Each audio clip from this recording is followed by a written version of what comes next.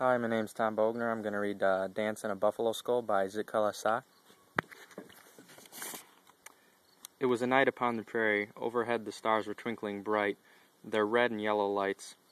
The moon was young, a silvery thread among the stars, as it soon drifted below the horizon. Upon the ground the land was pitchy black.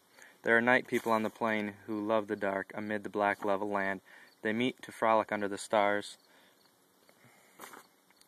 Then, when their sharp ears and strange footfalls neigh, they scamper away into the deep shadows of the night. There they are safely hid from all the dangers, they think.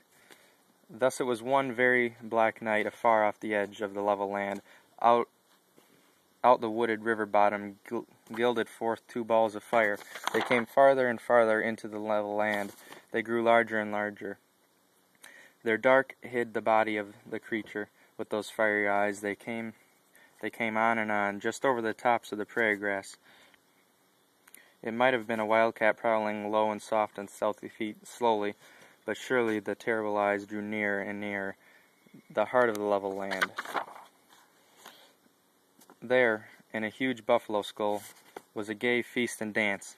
Tiny little field mice were singing and dancing in a circle around the boom-boom of a wee drum. They were laughing and talking among themselves, while their chosen singers sang a loud and merry tune. They built a small open fire with the center of their queer dance house. The light steamed out of the buffalo skull through the curious sockets and holes. A light on the plain in the middle of the night was the unusual thing, but so merry were the mice they did not hear the king of sleepy birds disturbed by the unaccustomed fire. A pack of wolves, fearing to come nigh this night fire, stood together a little distance away, turning and pointing their noses to the stars, howled and yelped most dismally. Even the cry of the wolves was unheeded by the mice within the lighted buffalo skull. They were feasting and dancing, singing and laughing, those funny little furry fellows. All the while, across the dark from out the low river bottom came a pair of fiery eyes.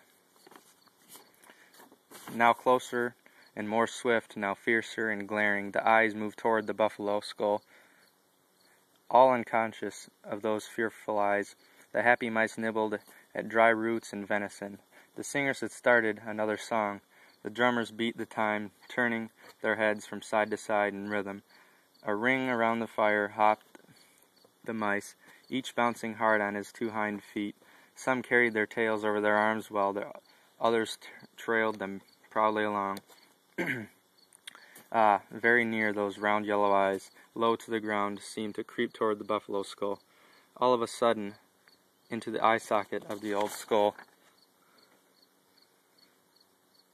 "Spirit of the buffalo," squeaked the frightened mice as he jumped out from the hole in the back of the skull. A cat, cried another mice as they scrambled out of the holes. Both large and snug.